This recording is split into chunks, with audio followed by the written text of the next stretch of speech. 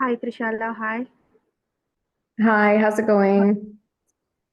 Hi, I am Aditya. I'm assistant manager in Kerala Startup Mission. So, Nice to meet you. nice to meet you too. I hope everything is all right from your end. Yeah, I think I'm good to go. I'm just figuring out my lighting here because it's winter and it's early morning, so it's a Okay, little bit dark. So I'm just gonna put on the lights and then I'll switch on my camera. okay. And we will begin in a couple of minutes. We can Sounds wait good. 5 more minutes as well. Is that Okay. fine? Yep, that Yeah. sounds good. Awesome.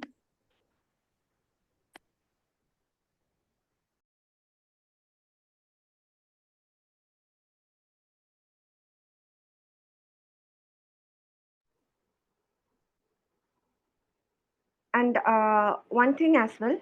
Hi. Yep. Yep. Okay. So you want to interact with our attendees, right? Yeah, sorry, can the attendees who joined, can they hear us or? Okay, this is a webinar, but we will add them as a panelist. Then they can interact with you as Okay, well. awesome. So what I was And hoping to just do is like I'm speaking for maybe some 15-20 minutes and then I wanted to connect with the audience. So I was hoping that people can just okay, raise their hand or use the Q&A functionality and we can go through questions from there. okay, okay. We will add them to as panelist as well. Okay, sounds good. Thanks.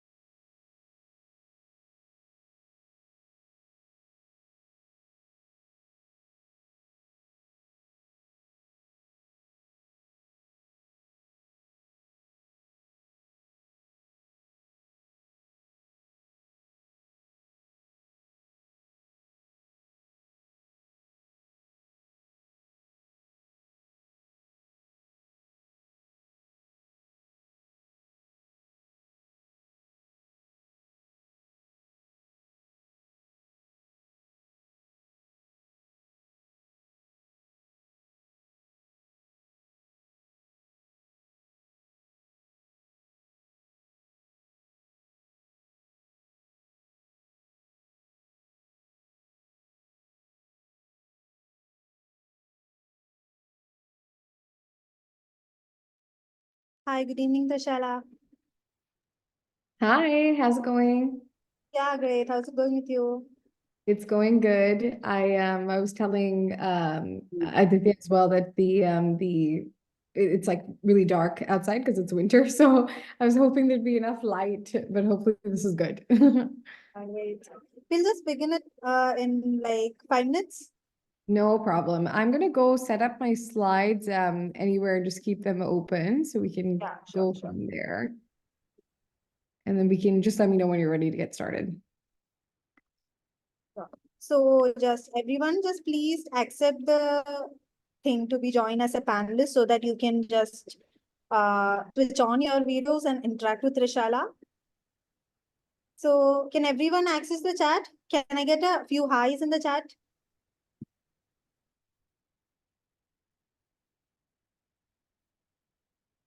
Awesome.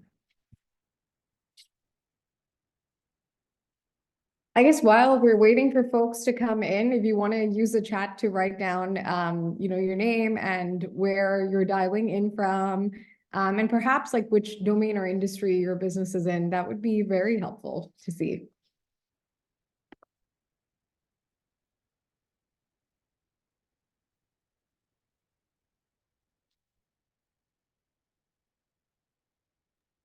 Hi everyone, good evening. So are you excited as I am? I'm really excited for this session, yeah, especially. I'm Trisha. happy to hear that. Hopefully it lives up to your expectations. I see there's another Trisha on the meeting as well. Nice to meet you from Kochi. Awesome.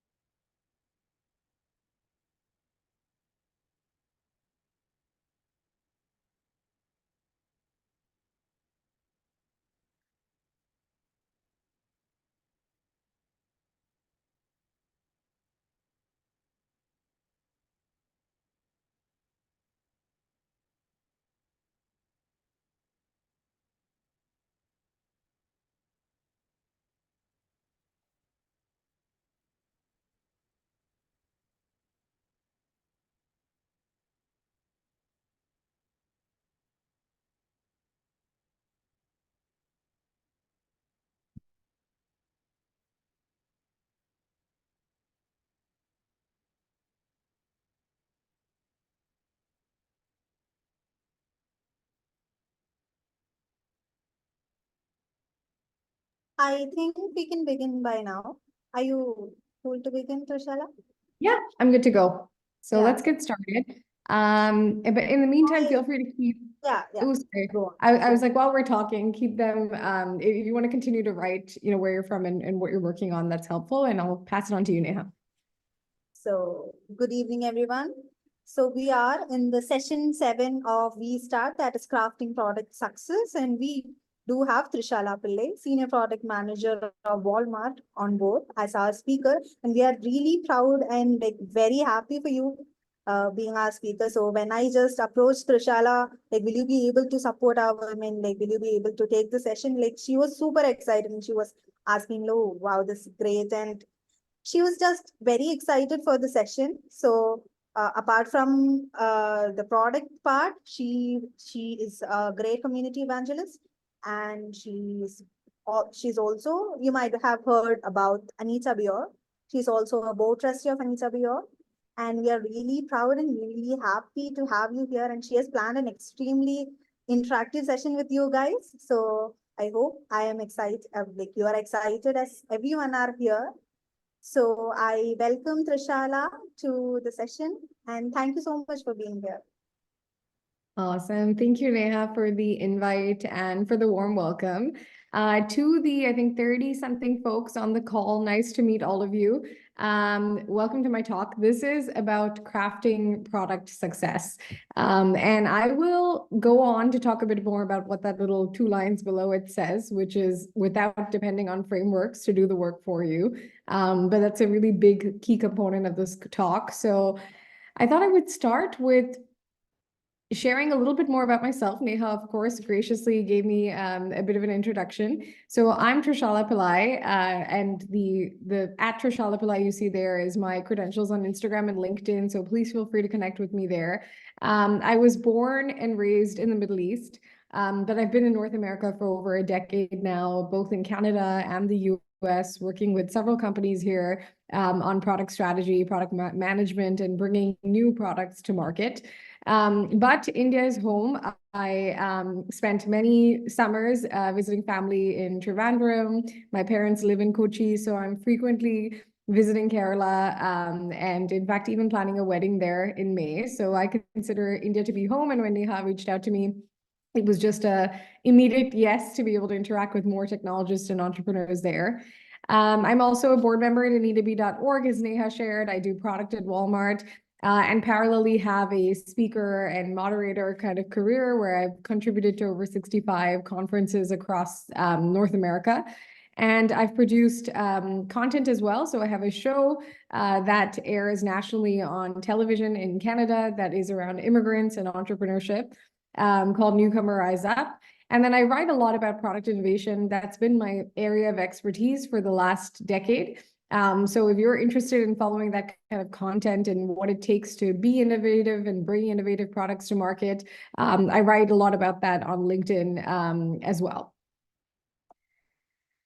So let's go back to what I was talking about with the frameworks. So I feel like at this point in this conference, you have probably been exposed to so many frameworks and tools, and it can feel very overwhelming. I call it framework fatigue because I feel like we're always taught to use these different frameworks, but the work doesn't really end there. Frameworks are designed to provide you with guidance and structure to your thinking and to improve the quality of your product. But it's not meant to be static, a one-time thing where you fill it in and it stays that way for the rest of your journey as an entrepreneur. And it's also definitely not the whole picture. So when I had the opportunity to come here and talk to you about product success, I immediately wanted it to not be frameworks because I strongly believe that a lot of the frameworks can be learned online and learned in a better way online to the level of detail that you actually require. And I'm happy to, whether it's during this meeting or after this meeting, share some of those resources with you. So for me, for instance, I'm just going to quickly reference a few of them here. But there's a fantastic website, and you can write this down. It's called Luma, Luma. So if you are a entrepreneur, product manager, and you're hungry to understand their user, what their experience, what they're going through, this website contains every single user research method you could leverage and a detailed guide and resources for how to conduct that research yourself. Fantastic resource. These are probably some familiar links and logos, but for me, Miro, Product School, Product Plan, Product Board, AHA, Lenny Rachitsky, he's a fantastic evangelist and thought leader in the product and entrepreneurship space, hosts a fantastic podcast with a ton of wonderful leaders, and there's just so much insight there. These are some of my go-to resources, and honestly, they're just a Google search away, because ultimately, when I think about product management, product success, everything is learnable, everything is figure-outable. With the internet at our fingertips and ChatGPT to guide us in the right direction, I didn't want to waste your time walking you through resources and frameworks that you could read online. And I would highly recommend and encourage you to figure it out. I think as entrepreneurs, there's a lot you need to figure out on your own when you're starting out on your journey, because you might not have the money or the time to collaborate as closely with others as you'd like. So I would encourage you at this point in the series, if you feel like you've got that framework dump, go on the internet and figure things out yourself. It sounds like a very silly remark to make, but genuinely so much of being an entrepreneur is figure-outable today with the support of the internet. So then what is product success? So I thought I would use this presentation to share what I've learned about what product success genuinely is after working with several Fortune 500s and being an entrepreneur myself in the past. What really is the secret to product success? What do you pair nicely with these frameworks to be able to be successful? So I'm going to leave you with a few nuggets of wisdom and go through, maybe 3 or 4 more slides on what some of those core components are to me in my career, and then really just open up the floor. I know there's a lot of folks on this chat from different backgrounds, working in different areas. Maybe you're doing hardware, digital products, services. I invite you all to be panelists and raise your hand, and let's have an open conversation about how it can be helpful and what your questions are. So let's start with slide number 1. So for me, product success is all about cross-functional collaboration. It's so important. Every domain or discipline needs to be given its respect and its due in order for products to be successful.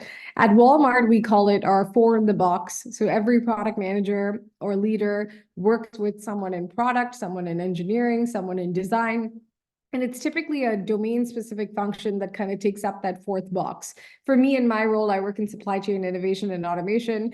My domain-specific function is often our operational partners. But I think the broader point, and it might not always look in reality, like this clean-cut 4 in the box. It looks a lot like the image on the right, which is a bit like a jungle gym, right? All the disciplines eventually merge, collaborate, and it blends into one. But my broader point that I want to make is that I cannot stress the importance of cross-functional collaboration. If you do not have people in these key roles that you trust and can work with to help you build a product, find those people. If you don't have the investment, maybe you are just starting off in your journey, you don't have the time or money to actually work with an engineer, designer, or other, functional expert. I strongly encourage you to still, at some level, separate these disciplines and advocate for each one, even if you're the one doing all of it. There have been several moments in my career where I've been an entrepreneur and I've had a team of one or maybe two, but I've still found it so necessary to differentiate between, okay, let me put my engineer hat on, let me put my design hat on, because the needs are significantly different. We're all working towards a common shared goal, but my design perspective is different to my engineering perspective, and we need to, at some level, create that space for that collaboration. So if you're the one person doing it all, I would challenge you to keep putting on and putting off the hat. So you're advocating for the needs of each of these functional partners.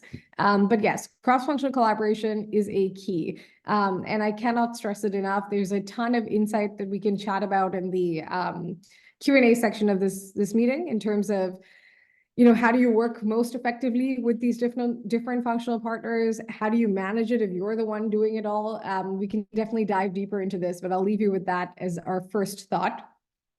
The second thought is that you really have to always do, so keep doing, even if you fail along the way. In fact, if you fail, it's almost desirable, because as an entrepreneur, you want to fail quickly. You want to learn where you've gone wrong. You want to understand, make the mistakes early on in the journey.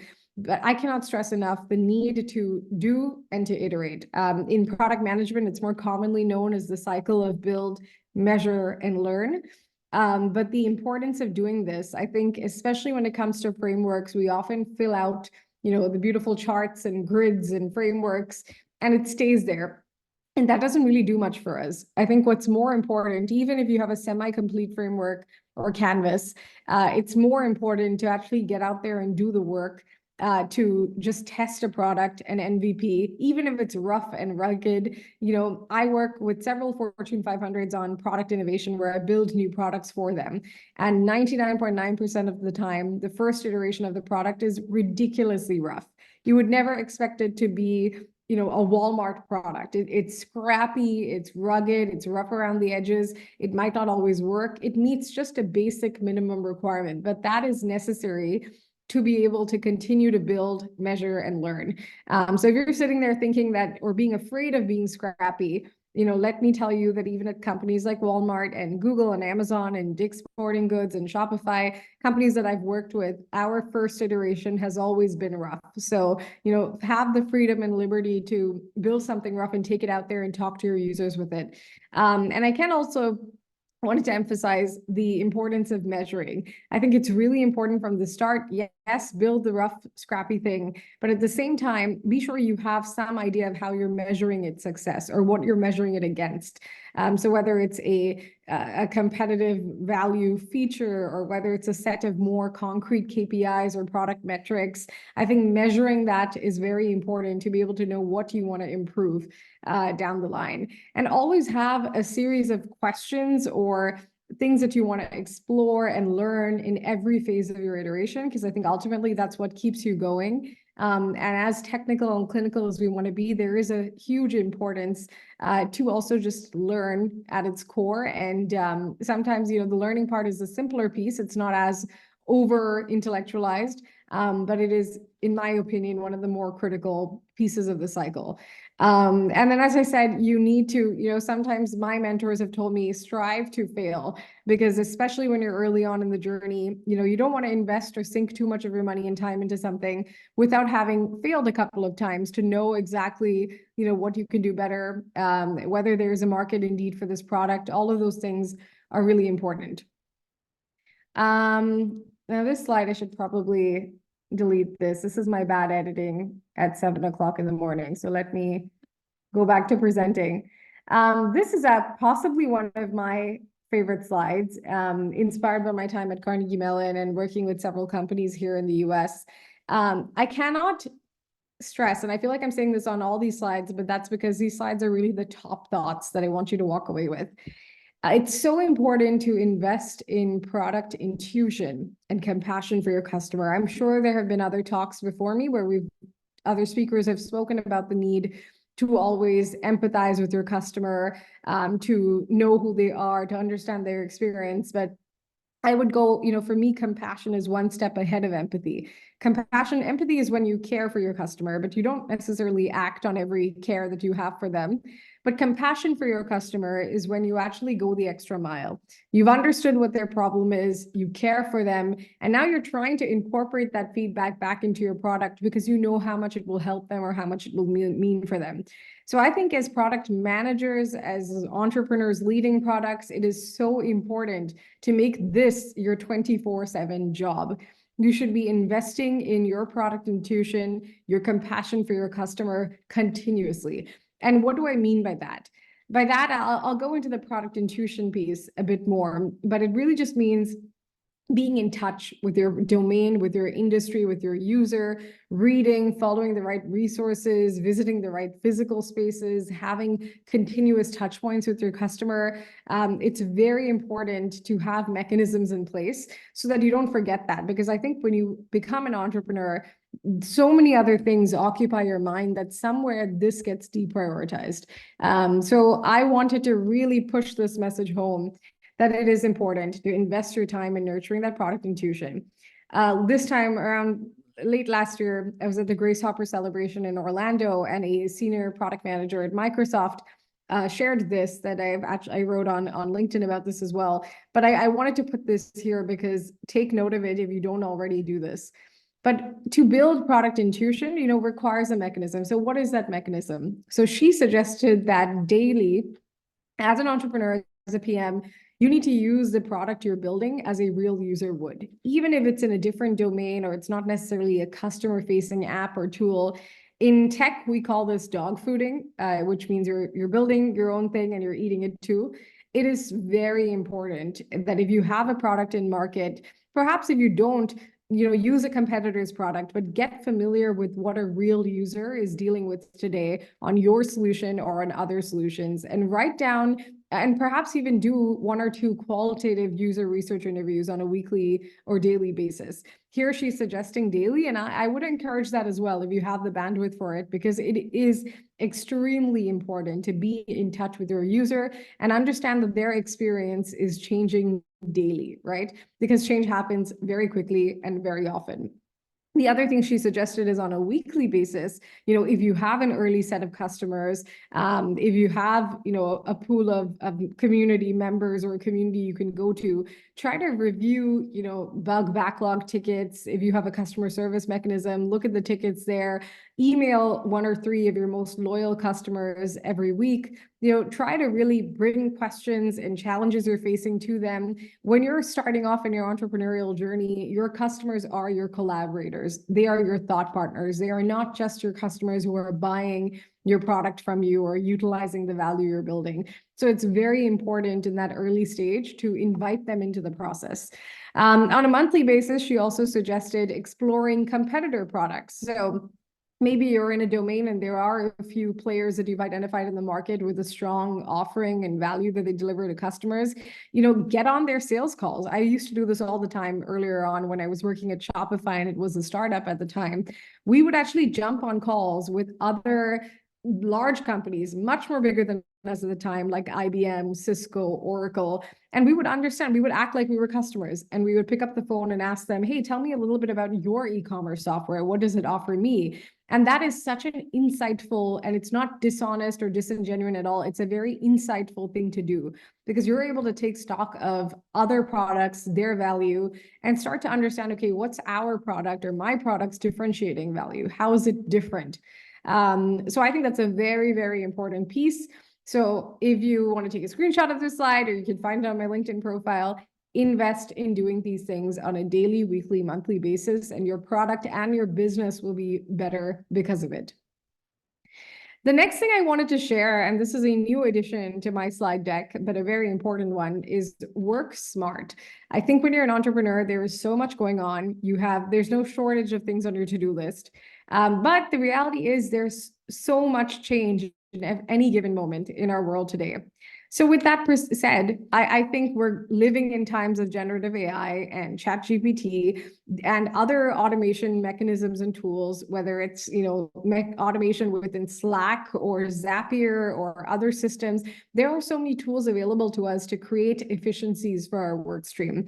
Being an entrepreneur is hard work, but the mechanisms you can have in place can help you work more smartly. So I would encourage you. And you might think this is unrelated to product success, but I think product success is about organization. It's equally about having a system to make sense of your work, to make progress quickly, and we can talk some more in the Q&A about sprint cycles and efficiencies, because product management is about being efficient and having clean, quick, iterative cycles. So working smart is a huge piece of it, and I think we should lean into it and leverage it where we can. And there are so many things that you can use a GPT for to automate your emails or to, write drafts, or, maybe as an entrepreneur, you don't have the money to work with a marketer or a copywriter, but ChatGPT makes that stuff much more easier and accessible to you. So not just ChatGPT, there's a world of tools now that are emerging. Even, yesterday we saw an announcement by OpenAI for video from text mechanism. So as a marketer and entrepreneur who's frankly also a marketer, because you're trying to attract customers, try to lean into these mechanisms so that you don't need to outsource it or delegate it, but that the work also gets done. And I think that's really important. This piece is the biggest piece. I think we often get very stuck in the weeds. We want to have a clean, lean business model canvas. We want to clinically, address concerns. But the big question you should be asking yourself when it pertains to product success is, am I delivering value? So I think whether you're getting that insight from the work you're doing, speaking to your customers, it's very important to ask yourself that if my product is delivering value, at every stage, as it evolves, then I think you are on the path, or the correct path. So you need to constantly, and this is an obvious one, but I think you need to always sit back and do a pulse check and ask yourself, am I delivering value? And the last piece, and people will think this is maybe unrelated to product success because the product should speak for itself. And if the product is good, you should attract customers by naturally. I can tell you, even people who are preaching, product-led growth and all these other philosophies that the product should sell itself, even they are marketing and articulating that value and communicating it to the world, because it is something that you have to do, and it's a necessary part of the product development cycle. So I think it's very important as founders on this call to invest in articulating value. If you don't know how to, figure out how to, build your personal brand, whether it's on LinkedIn or in community forums like this or other networks available to you, or conferences that you can go to occasionally to pitch your product and be in the circle and understand what's going on. I think when you invest in your personal brand, your business actually thrives and your product thrives, and more people are able to understand about it. So I think culturally, we tend to be very, we keep to ourselves. And I think it's so important. And this is something I've learned from living in the West for the last 10 years, is that you have to wear your work on your sleeve, especially if you're building a business. You have to be comfortable talking about your business, talking about your ideas, talking about where you are in your entrepreneurial journey, asking people for help, telling a compelling story about what your product is, what it's doing for your users. It is very important. So if you're not doing this already, I cannot emphasize this enough. Go out there and start talking to people about your work. I know for some, you're probably working in areas that are still a little bit sensitive, or there's a lot of confidentiality, or you want to, for whatever reason, protect your idea. But it does not mean that you don't need to talk about the business itself and what you're looking for and where you need support. I think we need to do more of this in order to be successful. And then ultimately, I will say that along with building value and delivering value and articulating it, it is equally important to build a product that people will love, use, and remember. So while I was at Carnegie Mellon, I did my whole research and thesis for my master's on this subject. I call it the 100-year product, which is how do you build a product that people will love, use, and remember. It's a newsletter on LinkedIn, so if you're interested in following it, a lot of the research is published there. But I think that as founders, yes, it's very important to make the money, have the members, monetize, and to have value as well. But I think you should also consider the emotional impact of your product, because that often travels far, far more and is a stronger kind of metric to measure yourself against than many of our other more granular metrics that are important, but this definitely needs to be there. So I would say ask yourself, am I building a product that people will use, love, and remember? You know, not every product is a product like, you know, Parle-G or MSN Messenger or LinkedIn. You know, every product occupies a different space in our lives because we're surrounded by products around us. The laptop I'm using to speak to you, the table I'm sitting on and sitting alongside today.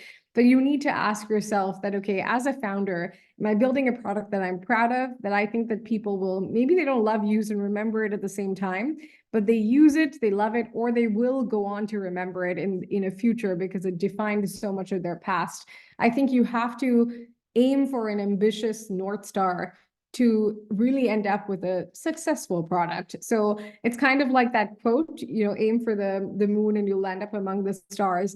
I think it's very important to define your North Star experience. Like, what is my ideal, but realistic, but still very inspirational theme or vision that I'm working towards for my product?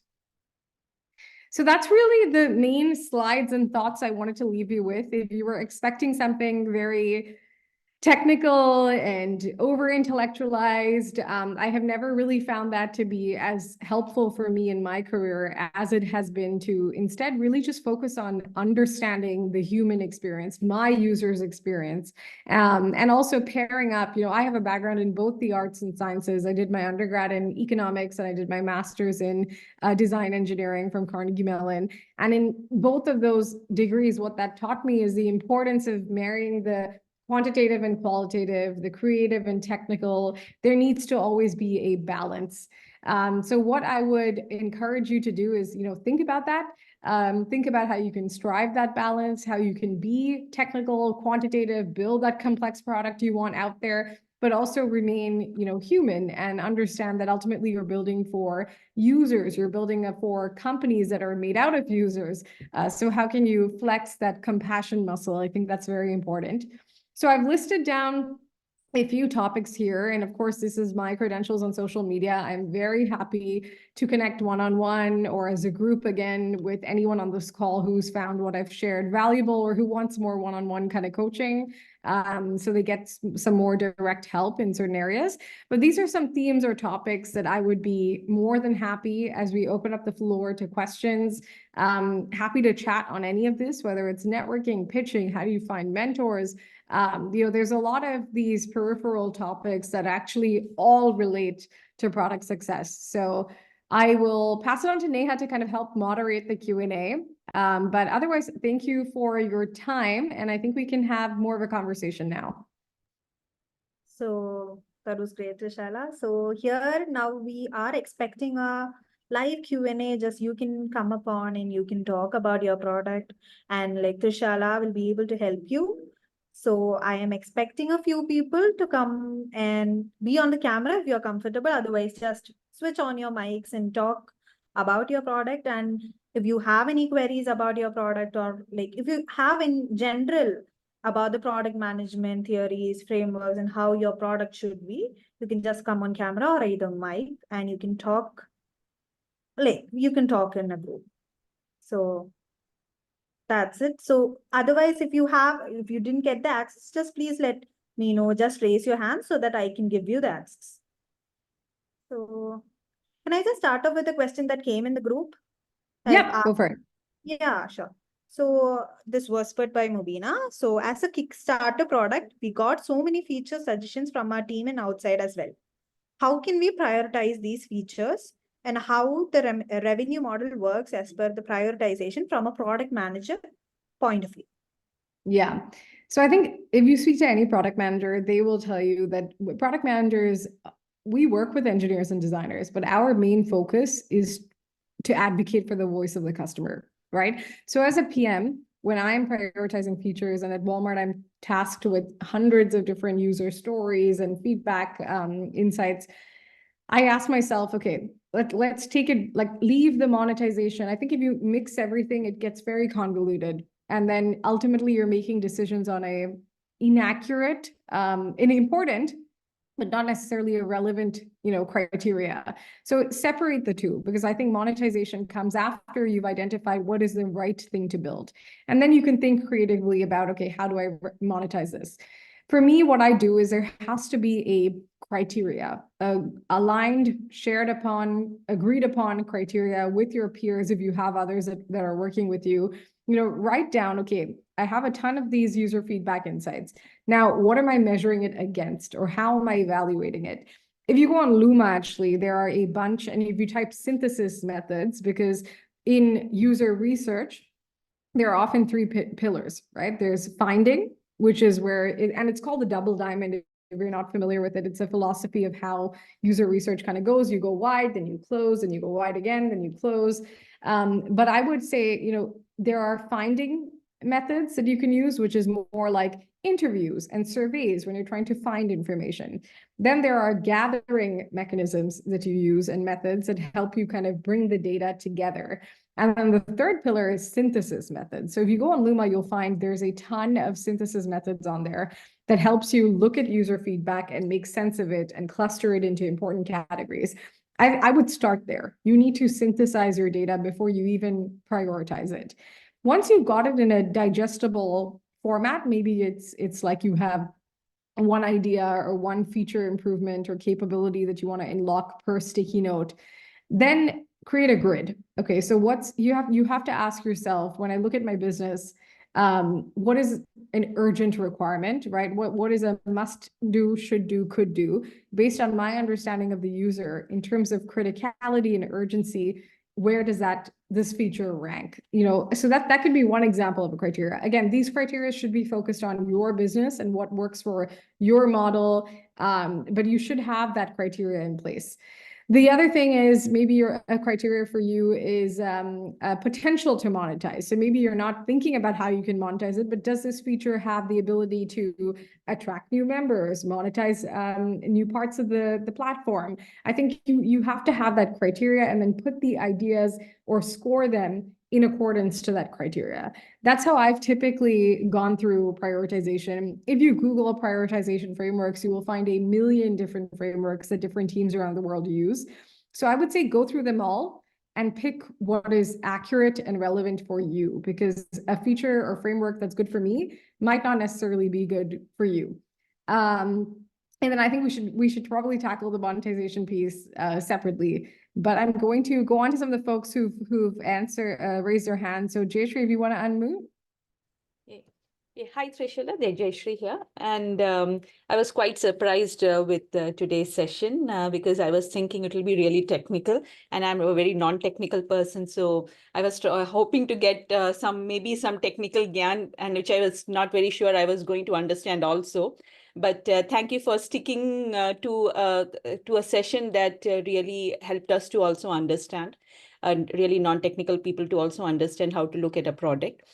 So one of the interesting things that I noted in your presentation was that when you mentioned that rather than empathy, you should have an emotional connect with your product should have an emotional connect with the user. And I wouldn't agree enough with that. Because I understand that users' emotional connect with the product is what helps to retain our user or retain our customer, at the same time also attract new customers. So now the question to you is, how do you build that emotional connect into the design of your product? Yeah, that's a fantastic question. So the first thing I would connect you to, so for 4 or 5 months, actually, I did very in-depth research on this subject at Carnegie Mellon, and I've started to publish it on LinkedIn. So there are probably 5 or 6 posts out, which will start to reveal to you. So I basically studied 100 different products over the past 100 years. many that have been around for a long time, not always in the same way, but they've existed in some shape or form. And they span from products like Parle-G that are biscuits and cookies, to digital products like MSN that have gone through a journey of, and we've almost mourned the loss of that messenger kind of tool. So it's a very insightful thing. So I would love for you to read that, because I think there's a lot there that's applicable to just how do I incorporate emotion into my product. I think at its core, it's a design-oriented conversation. So I think that when you're having this discussion of how do I make my product more emotional, how do I elicit the right emotional reaction or have that compassion for the user that they feel, it's all design decisions that you need to make. So it can be, and again, this is generic advice because I don't know your specific business and the area you work in. But, you know, from a digital perspective, because that's the area I work in, it could be something as simple as, you know, design elements like nudges or push notifications even as a mechanism. It could be the frequency with which I inform a user about something, or the delight that I infuse into the overall platform through visual or audio mechanisms, right? Like if you take yourself back to a tool like MSN Messenger, how many of us remember that beep that when we got a message, or, you know, some of the visual elements and color changes when we would go online and offline or change our statuses. So I think a lot of it is design oriented, and we don't give design as a domain or discipline enough credit because it actually does shape so much of our product experiences.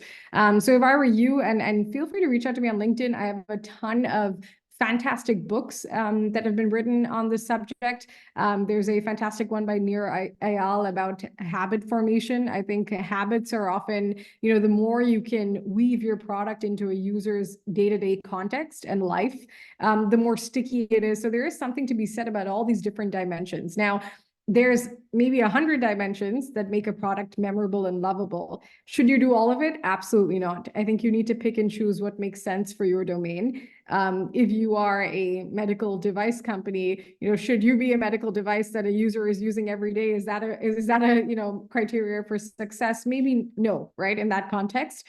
But there are things that I think we should be aware of when it comes to some of the fundamental human ways of working, how we interact with people, how we think.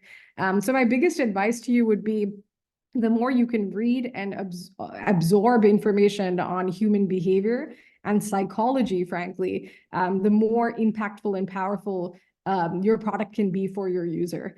That's at least what I've learned. I've spent, you know, years working with Google and Amazon on conversational technology and interfaces, and even in something as, you know, we could consider it frivolous or light as that, the amount of thought that has been put into it by anthropologists, sociologists, psychologists in the process at these large companies really goes to show that there is something to be said about design and human behavior. And the more you attempt to understand it, the more helpful it is. So I hope that answers your question. There's definitely not a one size fits all, but I can surely point you in the direction of some fantastic books to read. You know, Atomic Habits is another fantastic book on just how you get people to get into a habit of using your product or following a routine. Sometimes, you know, the one thing I'll add before I move on to Anju's question is sometimes it's much broader than your product itself, right? You need to think about your user's context, their day-to-day. You know, for me, when I'm sitting in this room, I've got 6 chairs next to me, 1 table, my laptop, some clothes I'm wearing. All of these are products. Am I thinking of it all as this is my t-shirt from Zara, my shoe from, no, like for a user, the brands often disappear in the background after a point, right? Once the product becomes second nature. So it's more important for us to think about, okay, if I'm the user, this is her or his day-to-day context. Where does my product fit in? What's the story the user is going to tell about my product? How are they going to talk about my product with other users? I think that's key. Does that give you at least a few things to think about, Jayshree? Thank you, Trishila. That was, I mean, there are a lot of points that you have spoken about. Many of them, yes, I thought about it. But as you said, to leave the user with the experience continuously, it's not like a one time. It is something that, like Exactly. you said, once Zara becomes a part of you, it's something that I am aiming for with my product. It's actually a HR tech platform that I'm developing. And the user experience becomes key to hopefully the success of the product once it gets launched. Yeah, I think ideally you should separate like product use from the emotional impact, right? So I might be using your product once or twice a day or a week, but if it affects me enough that I go on to talk about it, or it occupies space in my mind, right? Like how often do we think of products like Netflix without even necessarily being on it all the time? It's a part of our day-to-day conversation. So I think especially in people tech, Jayshree, there are so many opportunities to like infuse delight. Like human resources and people conversations at work is dreary and dull and dreadful in most places, right? There isn't a great mechanism for that. It's always kind of uncomfortable, controversial. And yes, tools exist, but I think the more you can humanize the tool in that context, I've seen that be most successful. And for me, the challenge is because this is not an innovative tool that is being developing. It is because it is the enhancing of a process that is already existing. So when when the focus is in more on the process, it becomes very difficult to build in. To build in that delight. So that is where my challenge keeps on. Yeah, I think I would argue that what you're building is innovative. And I think like one of the first conversations I had when I was at Carnegie Mellon with one of our professors of design is the difference between innovation and invention, right? Invention is when you're building something that never existed. Innovation, by definition, is improving a process. So I wouldn't discount or discredit that you're any less innovative because there isn't that delight, right? That stuff can follow. I think if you're on the path of improving a process, that in and of itself is innovative. And then the delight and the additional components that can kind of elevate the emotional quotient of the product or make it stick with users. There's just a ton of design decisions there that you can assess down the line. Okay. Thanks, Trishul, and I will be in touch with you on LinkedIn. Awesome. Thank you. Anju, good to see you. So I really like where this conversation is going, and I don't want to break the flow. So there's an interesting question that actually in the channel, which I want to ask you first before I go to my question. So the question is, please share common traits of the 100 brands that you studied. What made them successful than the startups made them successful that startups can learn from? Yeah. So that even I had the Yeah, so I'm and in all honesty, I've been procrastinating to publish the research because it's like pages of research that I'm trying to condense into digestible LinkedIn posts. I have a few out. There was a lot. And some of it you might find, especially as technical product managers or entrepreneurs building technical products, at the surface, you might feel this is not relevant to me. But I cannot stress the amount of times I've had conversations with all sorts of entrepreneurs, and they have found some theme to relate to. So some of the themes that emerged, a big piece of it is, it's surprising, but marketing is a huge piece. How the product was marketed to them, how they learned of the product. I found that, products that have been passed on through stories or in conversation have had the highest emotional impact among users. And this is from research that we had done with hundreds of customers over that time period, right? And if you Google this online as well, a lot of other people's research will substantiate the same claim. So I think storytelling is a big piece, and we don't think about it at all in terms of what is the story a user, like how is a user talking about my product? When or where is it coming up? I think that is such an important piece. And if you look back in history of some of the most iconic products that we've touched as human beings, they're often ones that maybe, even I come back to Parle-G because it's such a fantastic example of a product that has somewhat stayed the same, maybe some changes in ingredients over the years. But the way families have spoken about it, it's been passed on almost as a tradition. That I found was a very common thread, surprisingly, in a lot of the products that we examined. Other things is, and we spoke about this with Jayshree's question, is habit formation. The more you use a product, there is something to be said about the stickiness of that and how it goes on to really shape that period of your life. Going back to the MSN example, I'm sure we've all had periods in our life when that product was at its peak, where it was a part of our day-to-day, right? The habit of logging in and looking at your messages at the end or the start of every day or throughout the day. There is something to be said about the emotional, like maximizing that emotional quotient by just being a sticky product that people want to go back to. And as product managers, frankly, that's always a metric, right? Active users, user engagement. So I think that was a core theme. Oh, there were several, themes that I'm forgetting off the top of my head because it's a massive study, but I would point to, it's called the 100-Year Product. It's linked on my LinkedIn profile. And if you reach out to me on LinkedIn, I can share the actual thesis and report as well. It's slightly long, but hopefully it gives you something to noodle on. And it's a study I'm continuing to work on. So I am continuing to actually do more research, examine more products over a longer period, because I think it's a topic we don't think enough. But at the same time, these days it's so easy to start and close businesses. We're not often thinking about the longevity of a product. And like, how can I build a product that actually, and it doesn't need to stay the same, it can completely evolve. Like Netflix, for example, if you're familiar with that story, it started off as Blockbuster, right? Which was basically going a physical store in some American cities where you could go there and you could rent out a DVD, a cassette, or whatever. Today, the Netflix we know is not anything remotely near that, right? It's just in a similar domain. But it's different. So evolution doesn't mean that your product goes on to be less memorable or lovable. So I think there's so much there, and there are definitely resources I can link. So feel free to reach out to me and we can kind of chat more. Anju, what was your other question? Yeah, thanks. This is not my question. This is a question from the audience. So my question, Vishal, I've been listening to you, and most of your content was around people who are building products, right?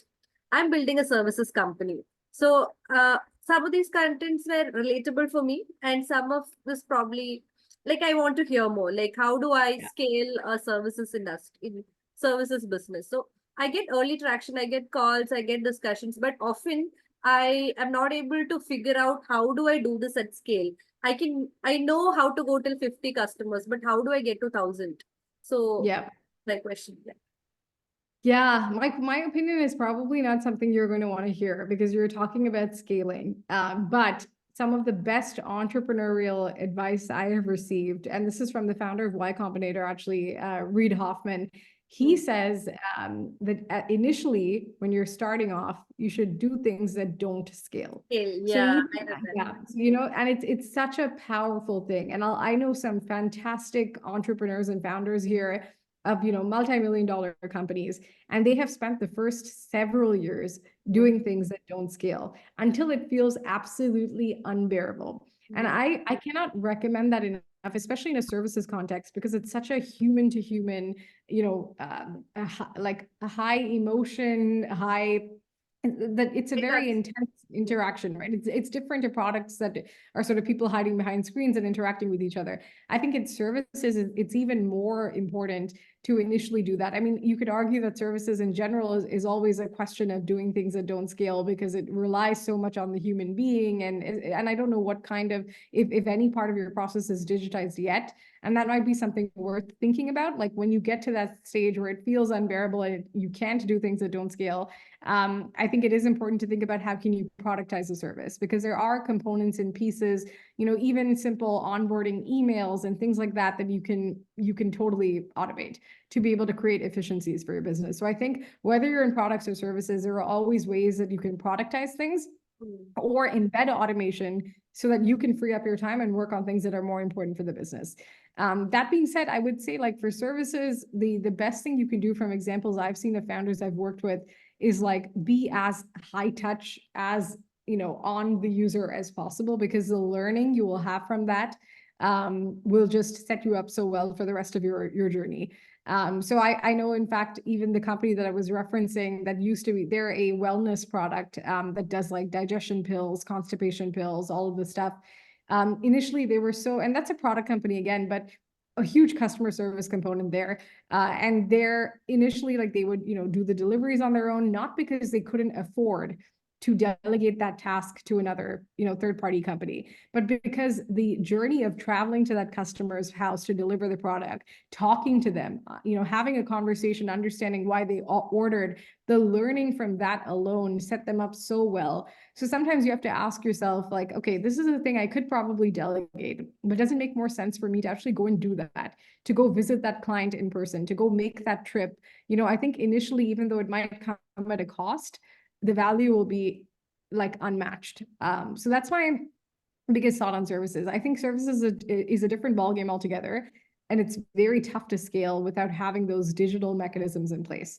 So whether you're thinking of, having a software to complement your in-person services, or even if it's content, right? Content is a product in and of itself today. I have friends who have started very successful businesses without even having a software, but they just monetize the content, and which for you could be in the form of training, or content on like training videos, or even like text-based content. So there's a lot of different ways today that you could consider scaling, but still keep the part that maybe you shouldn't scale right now to yourself, so you can invest in that. Yeah. But because of the conversation, so I've been trying to figure out a lot of software products, but the challenge is I'm doing something that nobody has done before, at least in India. So I can't just buy something off the market and then try to fit it into my service. And trying to build a software product, this becomes another company its own, where I need maybe a multi-million-dollar company, which I can't possibly do today. So Yep.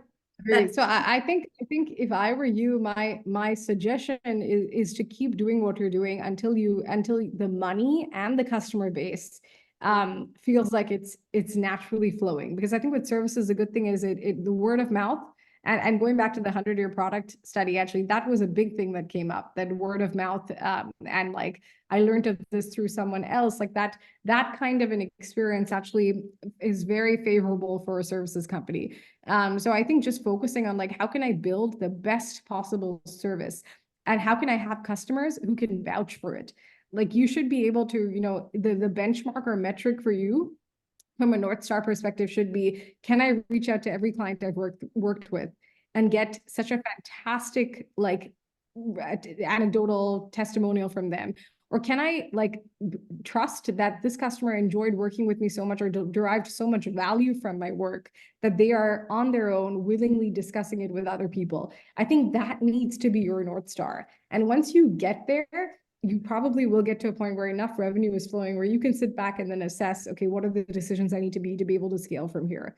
But I think you're perfectly on the right track, and it's just about keep going. Like, you need to have users who are talking about you when you're sleeping, when you're doing something else. Like, that's the kind of experience you need to build. And if you're not there yet, reach out to those first 2-3 customers, or even mentors, or people who believe in the work you're doing, and have those candid conversations of like, where can I improve? I think it's really important to not take the work too personally, because when you're starting off, everything feels personal. It's like someone is calling your baby ugly, right? Everything feels personal, but it is so important to go there with like no armor when you're speaking to mentors, mentors, or anyone who's guiding you through the process, and ask them to rip it apart. Like, what do you hate about what I'm doing? What could I do better? As much as it hurts for a founder, it's very important. I make it a point to do that at least once or twice a week on things that I'm working on the side.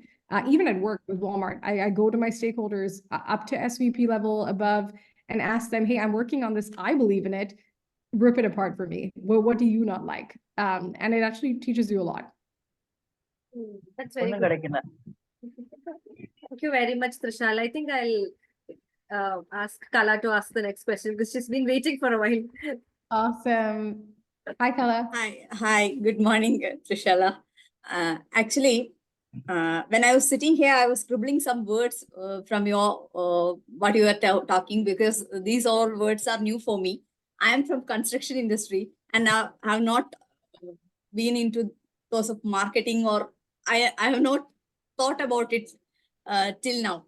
Our product is under testing, and it's lab testing has been done, and now we are going to do the field testing. We are preparing to build a net zero energy building, and we are focusing on the foundation at present.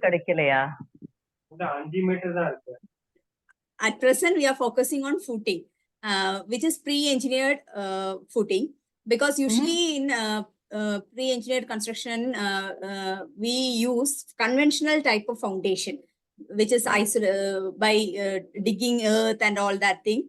So in our product, we are pinning the foundation to the earth.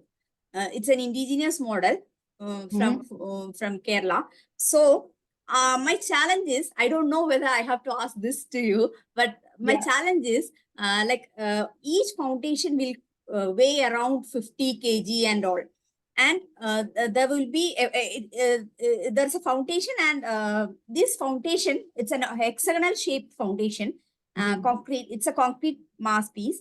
And we will pin the steel pins through this concrete by Right. drilling it. So we have a hexagonal shaped concrete mass and a steel pin, which will be four numbers. Mhm. Okay. Okay. So my challenge is how to ship these things from one. It will be done in our factory, and we have to ship Yeah. it to the site, and we can do the foundation within a day if all the things have market has to ship to there. So we are facing a challenge. We have not thought it very what you call deliberately, but on a thought, we couldn't find a method in which we can pack it, because it's a 48 kg thing, and we can't use since we are insisting on sustainability, we can't pack it in plastic and all. Yeah. So what will, have you got any idea of how we can do it in a Yeah, and who are eco-conscious? you, just a clarifying question, who are you shipping to typically, or how far is like, can you speak a bit more to We are the planning shipping plan? about to ship it globally, actually. At least in for first stage, we will be focusing on Kerala only. Then Yeah. we, as the we scale up, we want to do it in global way. Yeah, and have you done an assessment of people you could partner with in the country? Like, is there any? No, we haven't done it because it's since the product is in this stage. Yeah. But yeah, we know my that this first- will be a challenge. Yeah.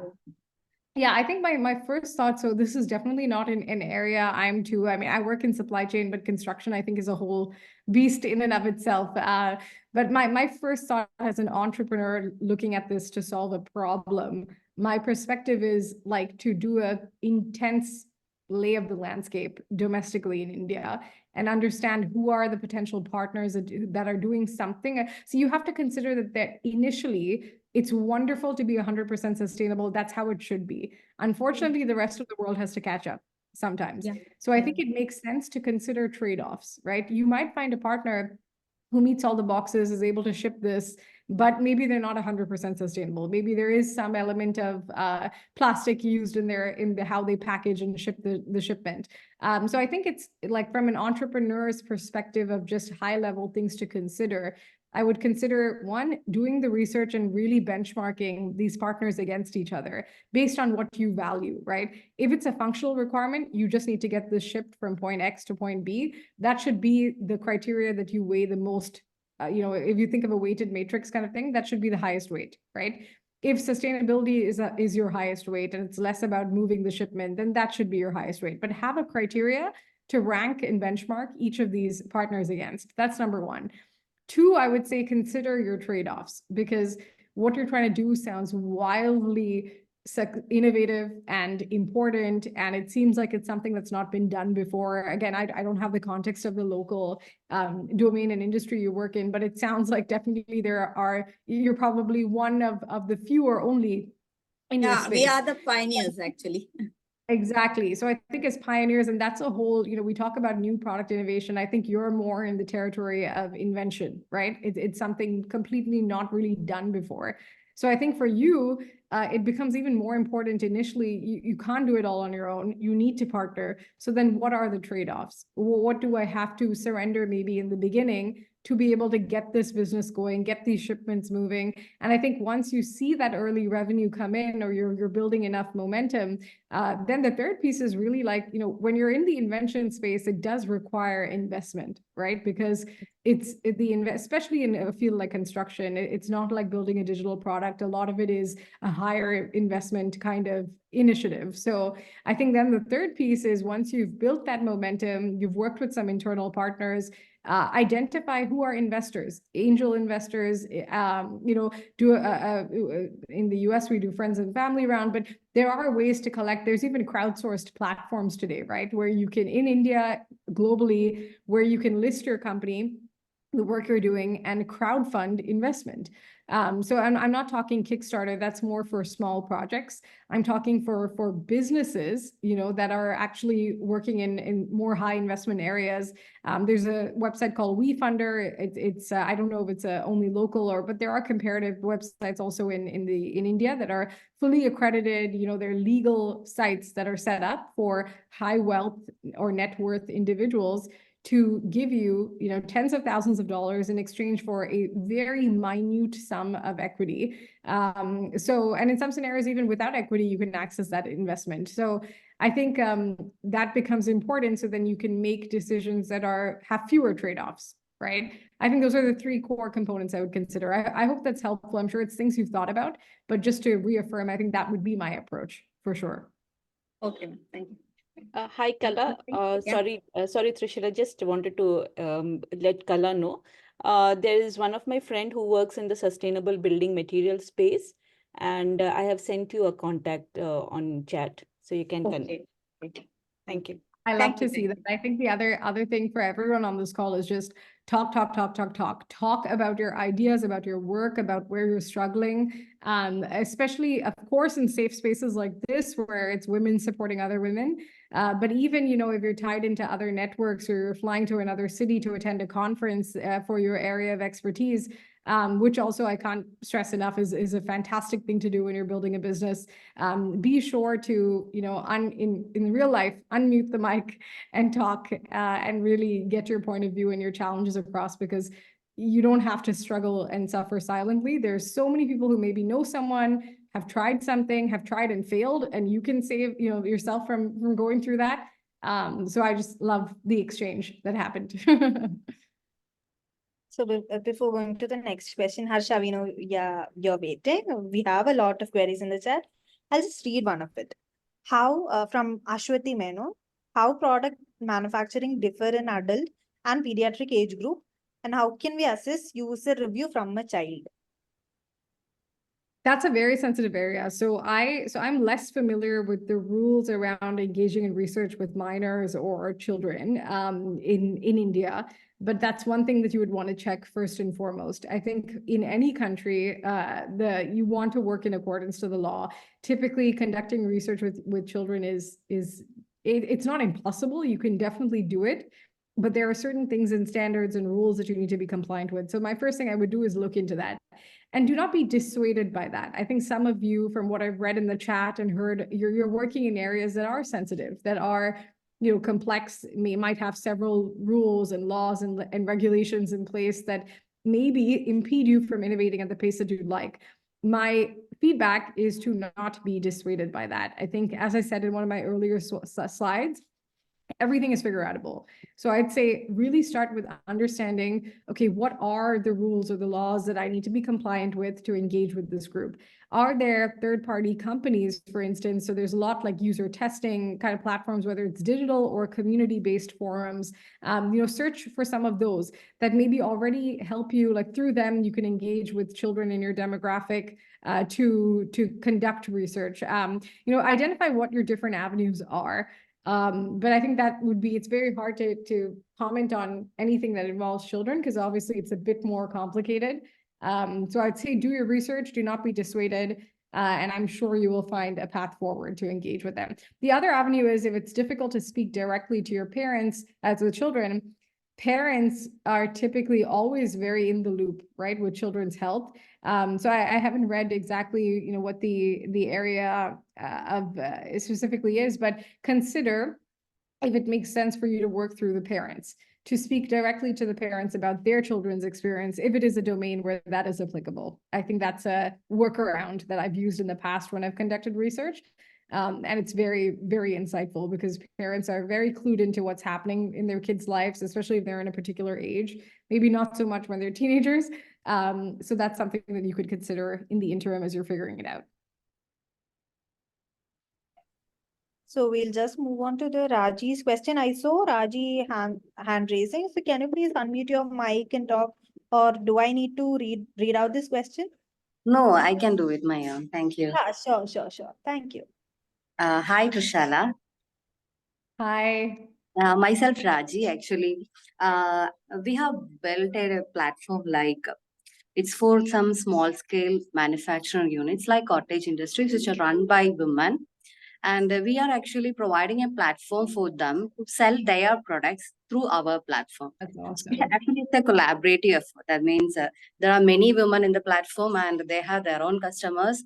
And we are actually launching it by conducting an exhibition in the next month itself. So I just want to know Sorry, to clarify whether the question, is this wholesale or is this direct to consumer? I didn't get you.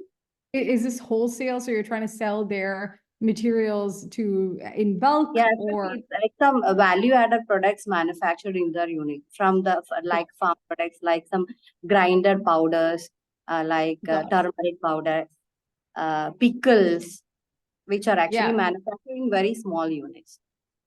Got So it. I Okay. just want to know about the product look and feel.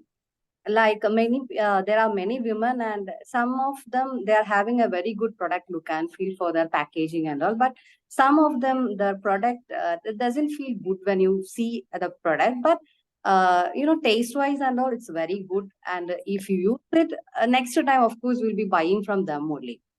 So I Yeah. just want to know, when you introduce a platform and like an e-commerce platform, how important is the look and feel, like the packaging and all? I think it depends on who your end customer is. So when you think of your target customer, who would you say they are in terms of who you're hoping to reach and who you think will mostly buy the product itself? Actually, people who are very much concerned about the quality of the product. Yeah. Yeah. So I would focus, especially based on the kind of products you shared. I think quality definitely does, is more important than look and feel to begin with, because I think if the quality is great, we've all had pickles before, and certain spices that you can tell, right, like the quality difference, and once you try it, you just can't stop talking about it, or you want to buy it for a friend or family, you want them to try it. So I think quality is where you should focus. And since you've said the quality is already great, then I think it looks like you have more room now to think about the packaging. My perspective on packaging. So I think there are like two different consumers when I think of e-commerce today. I think there is a consumer who likes the rusty, rugged, authentic, not really cares about what it looks like on the outside, cares about what it really is at its core. And then there's a consumer, and that's more of a localized market. So I find that's usually more popular when you're not shipping across the world. It's for the people maybe local to Kerala or where you're building your business. Like when you go to a farmer's market or something. I live in a state where we're surrounded by farmer's market. Usually, I would never be the person who buys like no-name brands or doesn't have a good aesthetic. Like packaging matters to me. But when I go to my local farmer's market, I don't care. I want it like the look and feel of that ruggedness without all the labeling, and just like something that looks like it was made in someone's home. To me, that feels authentic, right? That's the emotion and the perception it sparks. So I think it depends on your market. And so for me, if you're trying to really capture your local market right now, maybe you're not concerned with shipping worldwide and you want to just capture domestically through these exhibitions or other things that you do in person, that look and feel that you have currently probably is perfectly fine. I think as you look to scale to other markets outside of where you're physically located, the look and feel does matter, because I think we live in a perception era. People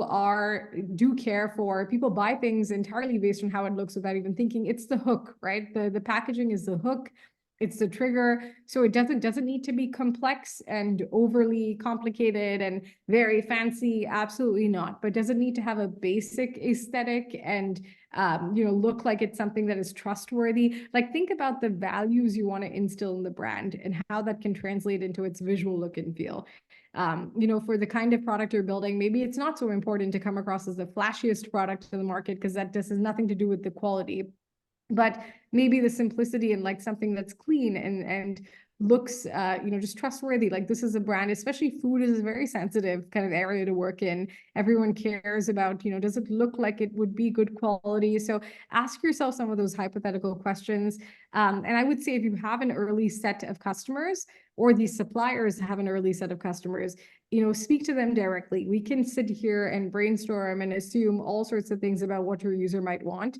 But I think ultimately, if you have even a group of 5 to 10 people who are actually buying these products today from these suppliers, understand like who they are, what they're doing, like try to really understand them as people, what is their profession, what is their demographic, what is their sociographic, psychographics, and then ask them in a user focus group kind of setting that if you were to see this product in a shelf in a store near you or on an online platform, what would make you buy it? Like, what are you looking at?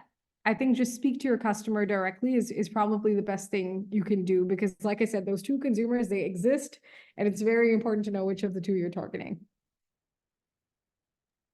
Oh, that was so insightful, actually. So I should do some experiment on this thing, right? Yeah, the other thing is A/B testing for sure. Like I mentor a lot of founders who have consumer packaged goods. Obviously I work at Walmart as well, so I have a view into all these brands, right? And where we have several exports now from India and other countries, like it's a supplier diversity is huge. So when I look at the packaging across the board, it all depends on who you're selling to, how you're selling to them, right? For you, it's once you just know exactly who your target customer is, your avenue is e-commerce, and how you sell online to how you sell in store. The visual appeal is different, it's complementary, but it's different. So I think it's worth thinking about each of those things, and just at this point, like do the things that don't scale, going back to what I shared with Anju, like do the focus groups, really get them to dictate what works for them, and do it periodically, because as you scale in users, you'll realize that there are differences, and it will naturally, there will be an evolution. Thanks a lot, Trisha. So I'll keep in touch with you through LinkedIn. Sounds good. Thank you. Thank you. Thank you. 1 minute, Raji. Okay. Yeah, yes. Yeah, when I heard your query, one of my friend has started a coconut paste. So she first gave us it as a compliment in a Rotary Club meeting. Then we all spread the word of mouth. And after a year or so, she has been able to catch the local market, and now she's planning to do it in Amazon. So now she has put up with a good package and all. Earlier she was doing it in a raw plastic pack. Okay. So that's what Trisha ma'am was saying. Actually. Yeah, that's exactly what I'm referencing. Like, we often think we need to make all the investments now. Like if you don't do it now, that's it. No, I would focus on building a good product, because if it's a good product, and as you were saying yourself, Raji, people will buy it.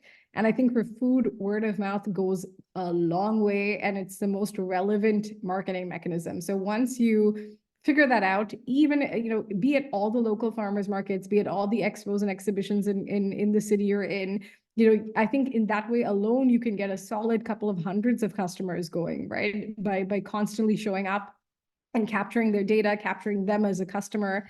And then you have a pool of people to actually speak to and do those focus groups. And I think that's really but without investing $1, you can go very far with the product that you have until a path becomes kind of clear. I know there's Neha and Trisha. Trishala, Yeah. let's just move to Harsha. She was actually raising her hand for a long time. Yes. Harsha, do you want to talk something? I think she lowered her hand now. Harsha, do you want to talk something, or else we'll move to Drishya? Let's move to Drishya then. Yeah. Sounds good. Hi, thank you so much for this session. It was quite insightful. My question comes a little more technical. When we are thinking of developing an MVP, given the constraints with finances and me being from the technical background, I was thinking, okay, I'll develop something of my own, a rugged MVP. So there are a lot of no code options available. At least hearing a lot. Do you have any pointers or any suggestions in that side? With using no-code tools? Yes. Yeah, my only pointer or suggestion is to do it because they're fantastic. I have a list actually somewhere. If you want to reach out to me after, if you're still assessing which tool to use, I definitely have a list of fantastic no-code tools to leverage. I think it makes a lot of sense. It unlocks a lot of capabilities and functionalities that you'd be able to access if you did it the regular way. I think the one area it lacks in sometimes, because it is definitely more standardized, is the ability to like make unique design decisions. So when we go back to our earlier conversations in this chat around like how do you build or infuse like memorability or make it a, just a delightful app to use, or as you think about the user experience, traditionally I have found that no code apps really simplify the backend and the engineering components. But when it comes to the front end, unless you're working on a platform that allows you to work with custom UI, it gives you limited, options and functionality on that front. So like I said earlier, it's all trade-offs. I think for where you are right now for an MVP, I've met so many founders who use, no-code tools to build rough MVPs that go on to seek, they even use that in their investment pitches. So it's a very tried, tested way, and I would highly encourage it. Thank you so much. I'll definitely reach out to you on LinkedIn. And just one thing, we work in the mental and emotional care space, and we have our clinics like in 3 cities, but we've been like open since 2 years now, but we do find it very difficult when it comes to marketing, because it's mental emotional case space. So, not much of references happen, or nobody would, really want to come out and give a review on the Google, but they would, privately let us know that it was wonderful. It is, it's a blessing that they've come to us. But that word out there, only we knows. So, what do you have any suggestions in this space where, I mean, so I follow this space closely, and I have a few folks who work in like mental health tech, because in the US and in Canada as well, that space is growing. And there are several companies now that are emerging with to kind of digitize different aspects of mental health care. So one thing I would encourage you is, like, if you don't have decent examples or other companies to look at and analyze within India, look at a foreign context. So there are companies like BetterHelp, right? There's Flow Therapy here. There's a few that I can share with you. I think it's worth studying how they're marketing to their customer. So of course, here, I think culturally there's still stigma around mental health care, but there are a growing group of people now who would be comfortable talking about going for therapy and writing an anecdotal testimonial for it. But outside of that, they do have some other mechanisms from a marketing perspective where they engage with third party, whether it's influencers or actors or folks who are not necessarily like to create an ad, right? Or a social media post or things like that. So there are different strategies in place. I'd say in the past, when I've thought about how do I market something, the best thing you can do is sit and study how these brands and companies are doing it. So I can share the names of those brands with you, because I think there are some things, and then you can decide what feels authentic and what feels right for you and your user. The other thing is to just trust that word of mouth can help you go far. I think that when it comes to mental health care, specifically like that context and domain, it's worth asking yourself, do I need to be as loud with my marketing if my word of mouth is bringing in a steady stream of new members to the platform? I don't think marketing is something you have to do. There are definitely some domains and industries where it makes sense to be more in the background, so long as you are still getting members, right? So I don't know what the numbers are that you're doing right now, or in terms of like in the future, what that looks like. But I'd say if you start small and you focus on giving those members a fantastic experience and they walk away from the platform feeling like they're using a valuable service, then the people who are in their close micro circles, I'm convinced that they will go on to at least share that with them. And you never know how that web of sort of word of mouth grows. So there are many companies that I mentor and coach that don't really invest a ton in marketing because they don't need to for exactly that reason. So I think that's something to assess and keep in the back of your mind. Like if steady membership is coming, do I need to market? If not, let me study the brands that exist today in other parts of the world, because the human experience of going for help is the same no matter where you are, right? So then I think assess that and figure out kind of what is a path there. My personal perspective, I've seen a lot of mental health tech startups do sort of the traditional influencer marketing, and I have never felt right about it. It feels a little bit inauthentic and dishonest, especially BetterHelp. Like, I think that's also where it's like form your own point of view, right? As a founder, you know the kind of business you're building, you know who your users are. Look at what other companies are doing and ask yourselves, like, is this aligned with my values? And is this something that I would want to do? And have a point of view on what your marketing perspective is. I think that's important as well. Thank you so much. It did make a lot of sense. Just that, since we're starting off, initially getting that maybe 1,000 customers, and the word of mouth, it is, there's right now we have a good number of clients who refers their close relatives or friends. But again, that numbers are very, very less. So it doesn't happen like the An normal. additional thought. Yeah, an additional thought I have as we're talking. So several years ago, I was coaching a company called PassKit. It was like a mental health first aid kit. So it's a physical product, not a digital product. But it was fantastic, her approach. So I find in the mental health space, it's less about marketing and more about partnerships, your go-to market strategy, right? Marketing is not every company's go-to market strategy.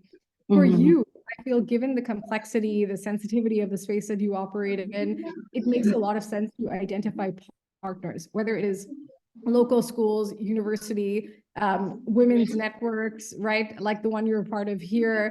Like, are there groups or communities where I could offer or market my service? I think that's really important. So what we did with her is she actually went to universities around the country.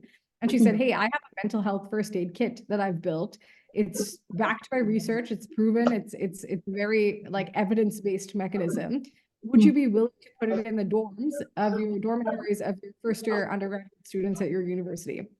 And after going through the cycle and selling it to the internal stakeholders, they agreed. And within a year, it was out at around 6 different universities in the country, all first year students in their orientation package for university.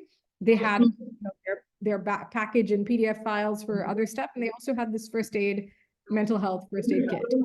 So I think partnerships, you should think more critically about, where are there groups of maybe hundreds of people that leverage my service because they're going through something challenging, right? And it could be women's health, right? Women who have just given birth to their first child, and that's a mentally traumatic experience. Like, identify the moments in our lives where we require some guidance and help, right? And then go to those communities where those people exist, market them by virtue of, say, a poster, or even if there's a physical space that supports children or young teens or whatever, whether it's traditional marketing there, or whether it's word of mouth marketing by really working on embedding your product into that offering the community offers. I think partnerships is going to be far more impactful for you than marketing. But that's my perspective. Thank you so much. It did make a lot of sense, and I will definitely reach out on LinkedIn. Thank you, dear. Thank you so much. Thank you. So we'll just move to the next question in the chat by Asya. So what strategy should we employ to effectively position our new launch product within the competitive market and differentiate it from the existing offerings? Yeah. And who does anyone, is there a context or a particular area this person works in? Asya, do you want to talk? Asi, do you want to talk, or? If not, we can just tackle it generically. So what strategy should we employ to effectively position our new launch project within the competitive market and differentiate it from existing offerings? Okay, so I think, like, for me, what strategies to employ comes far before you actually go on to launch a product. before you even decide what your product is, whether it's ready for launch, and no problem, Azia, I can definitely speak to this. So before you decide what your product is that you're looking to launch, I think at that stage, it's important to sit and do a deep dive on your competitor analysis. And by that, I mean, benchmark and assess your competitors on a range of different things. So right from how they market, like our conversation we were having with Drisha, to their pricing, to their branding and messaging, to their visual branding, in terms of features, functionalities. You have to be crystal clear on what are the competitors doing, what am I doing, and where is the gap for me to do something new. I think once you do that, and that feedback or that insight has been incorporated to the product you've built, there and then you've differentiated yourself already from the competitor. So I'd say differentiation does not, the question suggests that you're differentiating your brand when you launch. I would argue that you should differentiate your brand before you even build a product that's worthy of launching. That's my very clear perspective on this, because I think once the product is built, and if you're trying to promote the product or market it and make it feel or look different to your competitors, it's already too late. I think for you, it's more important to incorporate that into the feedback, the product you're selling, because then the product speaks for itself to a large extent. In terms of actually tactical strategies to market your product, there are several different mechanisms, and again, very context specific. As we've seen on this call, there are people working in very different domains, so it's very hard to give a one size fits all kind of feedback. So we can talk about that one-on-one, actually, if you want to reach out to me. But I would say, yeah, differentiation is never a launch problem. It is a product build problem. And so it's a research activity you should do alongside your user research to be able to define the product you're actually building. I'm going to be shorter with my answers so that we can go through more questions. So Neha, if you want to move on to the next question, I'm kind of looking at the chat. Sure. The next question is from Chitra. How do you make use of the user surveys to improve the product or improve monetization? Minimum sample size, other success factors. Yeah, so basically this question is I love user surveys. I could talk about user surveys forever. So the question is, how can you basically leverage user surveys in an impactful way? I think that what I have seen as a user research-centric PM is that I always pair surveys with something else. I think surveys on its own is helpful, but it's only helpful if you have enough data. So if I send out a survey and I have 10 to, so going back to your sort of minimum sample size question or comment, I think surveys are helpful when you have a large sample size, because it's giving you a genuine insight and analytics on a group of people and their experiences. But it's not always easy, especially when you're starting off. It's not easy to get 100, 200, 300 people to fill out a survey. And survey design is an art and science in and of itself that I would strongly encourage you to look into, because a lot of the success or the value you derive from a survey comes from how it's designed. The questions, are they leading questions? Are there biases embedded into your survey? Are you, implicitly guiding your user to answer a certain thing? All of that is very important. Otherwise, the whole thing falls flat and you're not getting high quality data. So I think survey design is one thing, or one way to make the most of a survey. Sample size, as you mentioned, is another. You need at least hundreds of responses or more to be able to really make decisions based on that survey. If it's less than 100, I would say be cautious and skeptical about the big decisions you're making, because you often need more data to prove it. The third thing is always combine your survey insight with more of a qualitative mechanism. So I always pair my surveys with qualitative interviews. I pair my surveys with contextual inquiries to say I'm working. And again, go on Luma, because Luma is a haven of all the user research methods that you could use. But I always pair it up with one of those research methods. So contextual inquiry, for instance, is when you actually go out. Say I'm building a product for kids in playgrounds. Then you go to the playground and you contextually observe and write notes on what they're doing. So there are many methods like that, but I pair the survey with one of those methods. And I think together, one or more even, together when you sit and synthesize, I think that's when you get the most impactful insight to be able to really improve your product. Those are just some quick thoughts there. Thank you. Actually, we are in a stage of, heading what is that? Sending out a survey. So Mhm. recently, for a long time I was alone doing delivery iterations of the product, and things like that, focusing on the delivery part of it, with some intuition, with some feedback from the user, from the customer. It is a digital health tech platform for people with chronic arthritis, something that promises continuous support and all-round care and integrated care and stuff like that.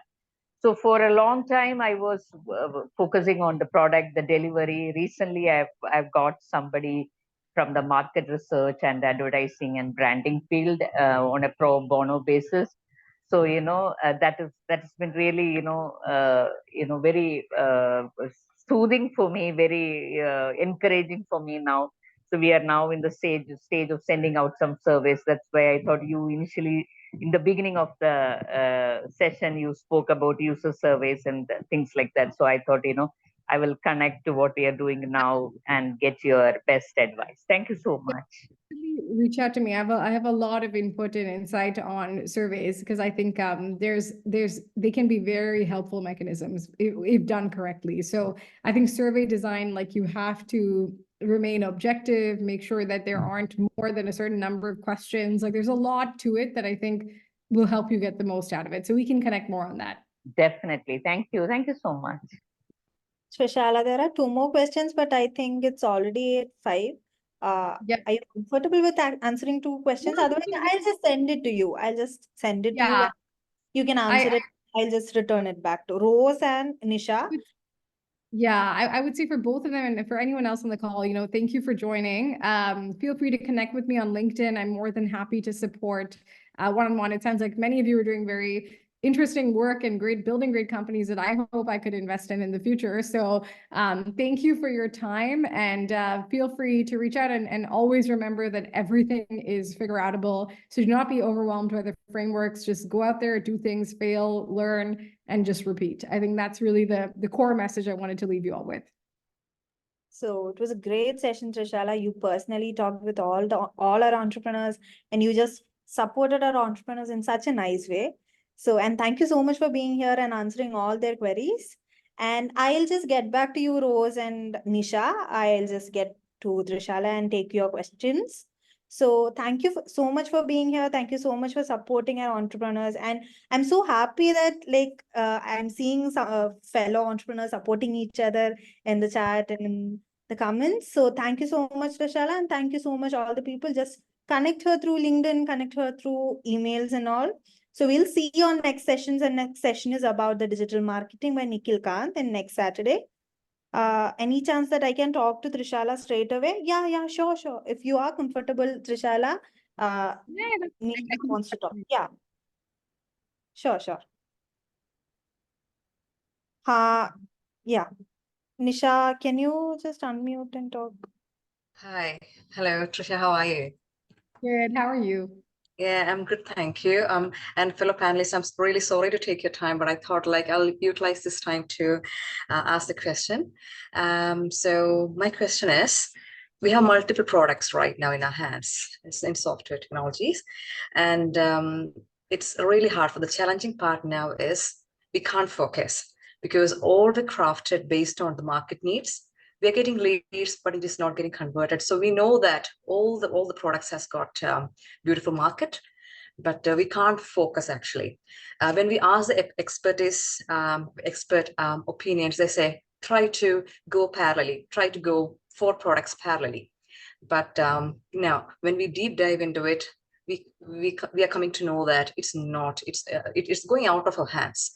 So do you got any word in this regard?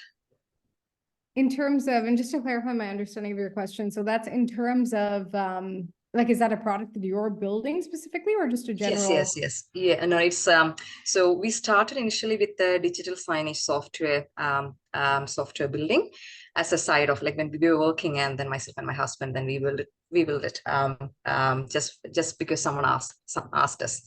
And then we were not knowing what entrepreneurship exactly was, and then we were just building it on our passion like that. And then And then when we came to know what is entrepreneurship, we have to take it really seriously. We got that four products, different products in our hands. And now we are like, if we choose one product, it's like another child is gonna die. It's like that. So, and it's really hard for us now what to choose, because all the four products has got like absolute good market.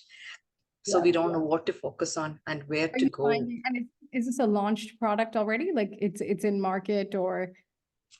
We haven't actually marketed, but with the word of mouth, few are actually interested, and we have already presented. So it's like technically not into the market as such, but we are actually those who are actually asking to us, we have just given to them, we have just presented to them, and they're actually interested. But the thing is, like, since it's a B2B, the time cycle is huge, so we are actually not able to go further or to scale further. And since we got like, my feedback is always to focus on one product at a time. This actually applies to physical products and digital products equally, because even if you look at, there's a fantastic case study, again, totally different industry, but worth looking into, with Spanx. Are you familiar with the company Spanx? It's essentially, it's like underwear for women, but that covers, it's a kind of a body shaper, shapewear kind of thing as well. So when Spanx was created, now obviously they have a line of several products, right? They have t-shirts and tights and leggings and all clothing for women. But when they started, for the first several years, they had only the Spanx body shapewear. And that's what she calls her anchor product, right?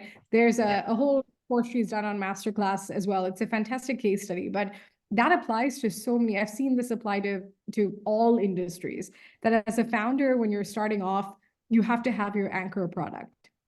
So what is that one product that, even if you expand to several other products, or a platform or an ecosystem of apps, or whatever it is in your use case, a line of different products, people remember and know of you as that one anchor product is really it drives the perception of your company. And if you look at software, like all companies have that, right? Like whether you look at Microsoft or any other software like Slack or Zoom, like there's either an anchor feature or an anchor app in all of these ecosystems, right? Or a cluster of apps, but there is something that is kind of the grounding factor. I think it's very difficult in the B2B SaaS space to try to scale and do it all at once. It's just impossible to do it. It's like you said, the cycle time is huge, investment is huge. But what it does make sense to do is to consider and monitor where your users are going. So if you have a beta version or an MVP of those 4 products, right, take it out to users and do some user testing and get a sense of, okay, is there 1 or 2 even of those products that they flock to or naturally gravitate you? Like you said, you've pointed out that all 4 products are important, but I think the thing that you really need to understand is which one is most urgent. So when you look at the landscape today, in terms of criticality, recency, impact, urgency, what's the one of the 4 products that you need to build and execute and refine today? I think it's very helpful to take those products, even if it's like, I've done this for large companies with like low fidelity drawings, like I've drawn out apps and ecosystems that I want to build. And I'll take it to users and say, here are the 4 apps that I'm looking to build. This is the flow for app 1, the flow for app 2. And I've literally just sketched the apps. Like, this is not even digital sketches, it's physical hand-drawn sketches. And I take it to users, and very quickly it becomes apparent which one is, and there are different activities you can do, right? This is, again, a user research mechanism that you can ask them to force rank, of these 4 apps for your demographic, which one would you be most likely, or would you find most valuable first? So there are all sort of things that you can do. You can even visually give them a bullseye diagram and ask them to place it in terms of a matrix of importance to urgency, right? So I think those are the kind of things you should do to assess what does this user want? Which one do they want most and first? Those are the kind of things that I would understand first. And you definitely don't need to build out the platform to be able to do that. Even a simple sketch can go a very far way if you know who your user are, you have access to them, and you can put this in front of them. Yeah. All righty. Thank you so much. Awesome. Thanks. I do have to hop now, but thank you so much for your time. I thought we could take a quick photo if folks wanted to put their cameras on for a hot second, and we can take a quick photo. I also know it's evening there, but if even 4 or 5 people want to put their cameras on, we could take a little screenshot. Sure. So I'm most of, seeing if you're comfortable, just please switch on your camera, Sich. Yeah, I mean, I have my morning eye bag, so we're all good. You guys have the evening and I have the morning. Awesome. Okay, well, we could go ahead and take, I can see a few people. Perfect. We can take a photo of if Neha, you want to take a screenshot and then we can keep that as something. Yay, Yeah. I'm seeing more faces. Sure. Awesome. I And can't see hopefully, all together in a single screen, but still I take multiple snaps. yeah, let's do it. Okay, should we go on 3, 2, 1? Should we do that? Awesome. Okay, 3, 2, 1. Yeah, great. I took multiple snaps. Thank you so much. Awesome. Thank you so much for your time, everyone. Good luck with your entrepreneurial journeys, and I cannot wait to follow your businesses. Thank you so much, Trishala, for joining. It's early in the morning, I know. So thank you so much for being here for our entrepreneurs, supporting them. And thank you everybody for being here. So we'll see you on the next session next Saturday. Bye then. Good night, everyone here in India. Thank you. Very Bye-bye. good morning for everyone for there outside. Thank you. Bye. Good day. Good night.